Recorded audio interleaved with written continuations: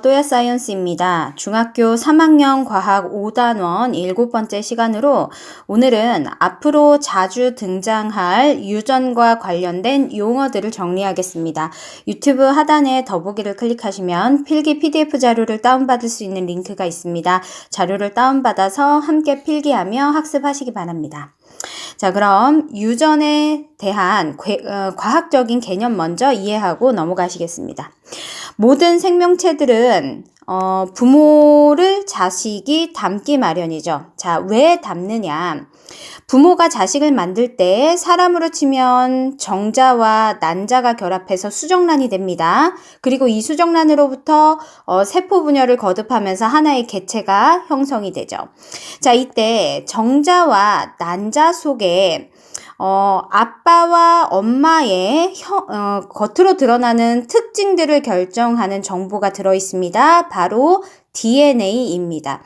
정자와 난자 속에 있는 DNA가 합쳐져서 자손이 형성되기 때문에 자식은 부모를 닮을 수밖에 없는 거죠. 이렇게 자식이 부모를 닮는 현상, 좀 더 정확하게 얘기하면 부모의 형질이 자손에게 전달되는 현상을 우리는 유전이라고 합니다. 자, 그러면 지금부터 유전과 관련된 핵심적인 용어들을 정리해 보도록 할게요.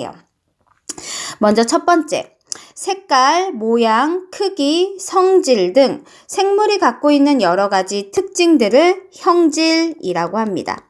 자, 예를 들어서 그 유전학을 체계를 세운 최초의 학자는 오스트리아의 멘델입니다. 멘델이 완두콩을 가지고 연구를 했는데 완두콩의 색깔이 녹색인 게 있고 노란색이 있었대요. 이 완두콩의 색깔이 하나의 형질인 겁니다. 또 완두콩의 모양이 둥그런 모양이 있고 주름진 모양이 있더래요. 완두콩 모양도 하나의 형질인 겁니다.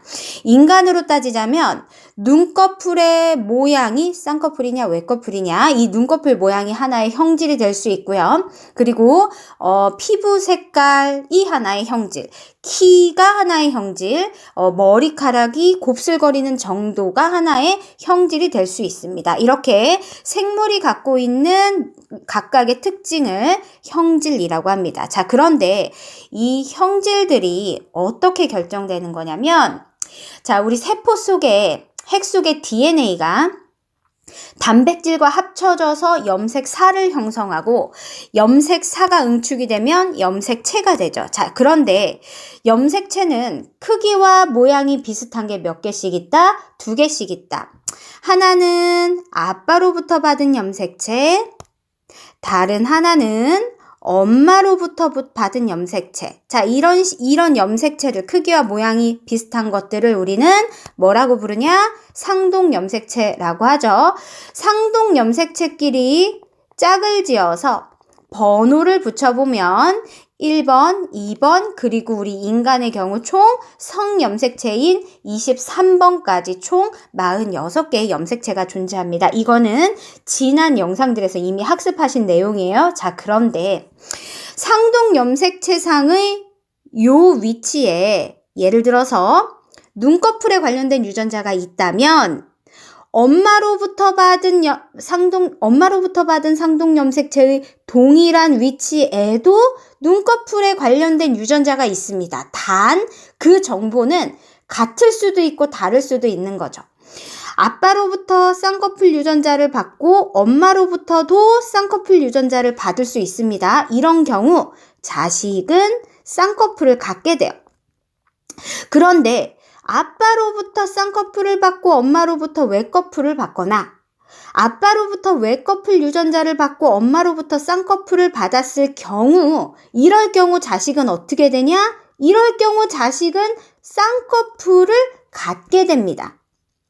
자, 그리고 아빠로부터도 외꺼풀 유전자를 받고요. 엄마로부터도 외꺼풀 유전자를 받으면 자식의 눈은 외꺼풀이 되는 겁니다. 자, 이렇게 아빠로부터 하나 받고요.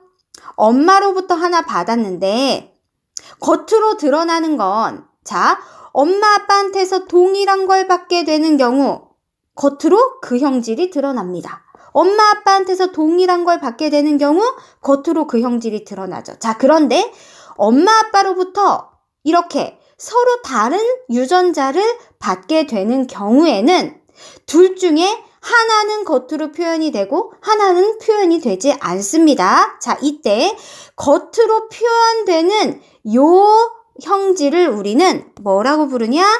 표현형이라고 부릅니다. 자, 그리고 그 표현형을 나타내는 실제 유전자 조합, 아빠로부터 받은 유전자와 엄마로부터 받은 유전자, 이 유전자 조합을 우리는 유전자형이라고 부릅니다. 자, 유전자형을 표현을 할 때에는 한글로 쌍, 왜 이렇게 표현하지 않고요. 전 세계 사람들이 공통적으로 알아들을 수 있는 알파벳으로 표현을 합니다. 자, 이때 기준이 있어요. 서로 다른 유전자를 갖고 있을 때 하나는 표현이 되고요. 하나는 표현이 안 되죠. 자, 이때 둘 중에 표현이 되는 형질을 우성이라고 하고요. 표현이 되지 않는 형질을 열성이라고 합니다. 따라서 쌍꺼풀의 경우에, 눈꺼풀 유전자의 경우에는 쌍꺼풀 유전자가 우성 유전자고요. 외꺼풀 유전자가 열성 유전자가 되는 겁니다. 이것을 표현을 할 때 우성은 알파벳 대문자로 표현을 하고요. 알파벳 대문자로 표현을 하고요.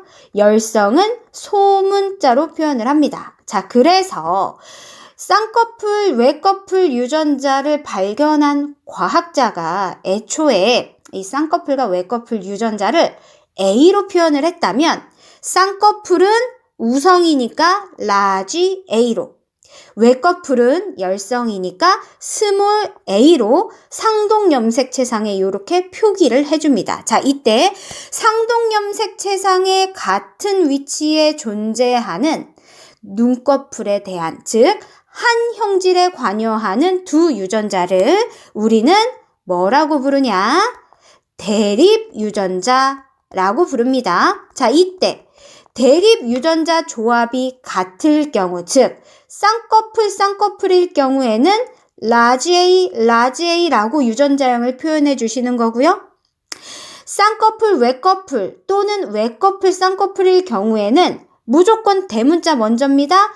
라지 A, 스몰 a라고 표시를 해주시는 겁니다. 그리고 외꺼풀일 때는 스몰 a라고 표시를 해주세요.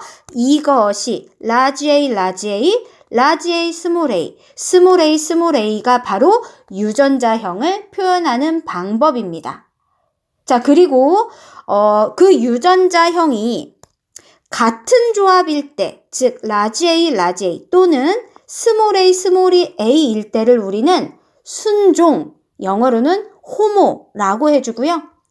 라지 A, 스몰 a처럼 대립 유전자 조합이 다를 때는 우리말로는 잡종, 그리고 영어로는 헤테로라고 표현을 해주십니다. 잡종일 때 겉으로 드러나는 게 우성 형질이고요. 잡종일 때 겉으로 드러나지 않는 게 열성 형질입니다. 자, 그러면 왼쪽으로 가서 표로 다시 한번 정리해 보도록 할게요. 자, 먼저 생물이 가지는 여러 가지 특징을 형질이라고 한다 그랬어요. 자, 그런데 하나의 형질에 대해 대비되는 서로 다른 특징, 예를 들어서 완두의 모양이라는 하나의 형질에 대해서 둥근 특징이 있고 주름진 특징이 있어요. 이렇게 서로 뚜렷하게 대비되는 형질을 우리는 대립형질이라고 부릅니다. 인간으로 따져서 예를 들어보면 눈꺼풀이라는 하나의 형질에 대해 쌍꺼풀 대립 유전자가 있을 수 있고요. 외꺼풀 대립 유전자가 있을 수 있죠. 이렇게 쌍꺼풀과 외꺼풀 이렇게 뚜렷하게 대비되는 특징을 대립형질이라고 부르는 거예요. 자, 그리고 대립형질을 결정하는 유전자는 상동염색체상의 같은 위치에 존재하게 되는데 이것을 대립유전자라고 부릅니다. 참고로 대립유전자 조합이 같을 수도 있고요. 다를 수도 있습니다. 아빠, 엄마 모두로부터 쌍꺼풀 유전자를 받을 수도 있지만 한 분으로부터는 쌍꺼풀, 한 분으로부터는 외꺼풀을 받을 수도 있는 것처럼 이 대립 유전자 조합은 같을 수도 다를 수도 있습니다. 다음, 유전자 구성에 따라 겉으로 드러나는 형질을 우리는 표현형이라고 하고요. 자, 그리고 대립 유전자의 구성을 기호로 large A, large A, large A, small a, small a, small a 이런 식으로 나타낸 것을 우리는 유전자형이라고 합니다. 다음, 한 가지 형질을 나타내는 유전자 구성이 같으면 이것을 우리는 순종개체 또는 영어로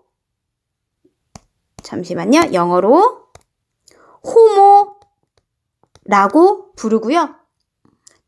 한 가지 형질을 나타내는 유전자 구성이 다르면 잡종개체, 영어로는 헤테로라고 부릅니다.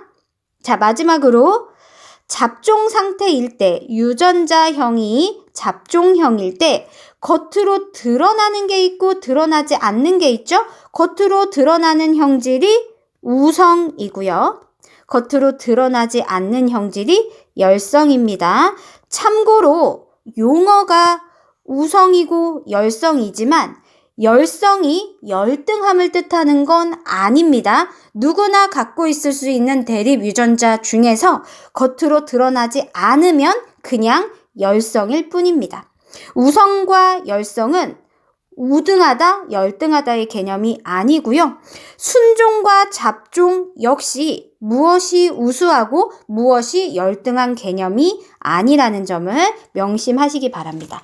자, 오늘은 유전 관련된 용어들을 정리했습니다. 이 용어들을 바탕으로 해서 다음 시간에 이제 본격적으로 멘델이 밝혀낸 유전의 법칙들을 학습하도록 하겠습니다. 고생하셨습니다.